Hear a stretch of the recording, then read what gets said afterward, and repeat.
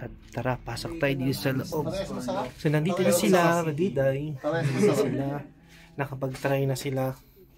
Ang itatry ko itong titikman ko itong bugnay. Tsaka itong guava. So, dito natin to. Let's go! Kantas ubos. Pero ubos yung stock. Hindi ko na kailangan pumunta ng Batanes.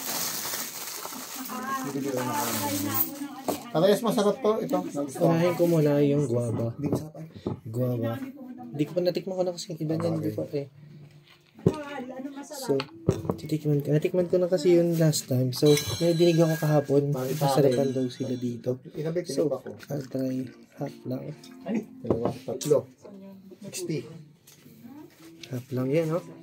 Let's go. Siyempre, may guava. Amoy sinigang sa bayabas.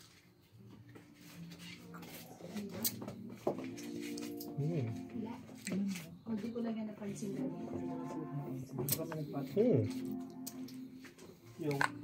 Pero ito yung binili ko dito, yung bugnay. Yung bugnay wine. So, tayo natin itong bugnay ulit. Ito nga. Pero kalahati lang ulit tayo, guys.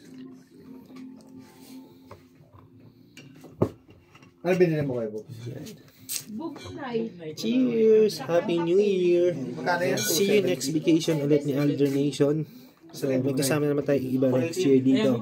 Sa Sagada. Yan sa left. Gitna. Ayan.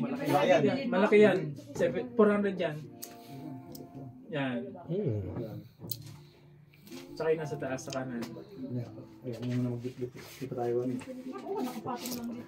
So, tapos na akong mag-try. Siyempre, magbabayad na tayo. Baka mamaya. Sarap yung kape. Let's go! So, magbabayad tayo. Dito po, diretso lang po kayo dyan. Ito, meron pa. Bayad tayo, guys. Tapos, kukuha ka ng change dito. Let's go! Bigyan natin dito. Tapos kuha ka ng change mo. Yan, because 20 pesos, 20 real. Sasabihin ko, 20 pesos ang kalahating shot.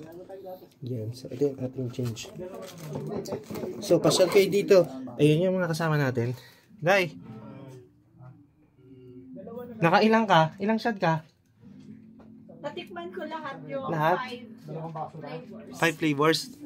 So, kalahati. Naka 100 siya, guys. Naka 5 shot siya.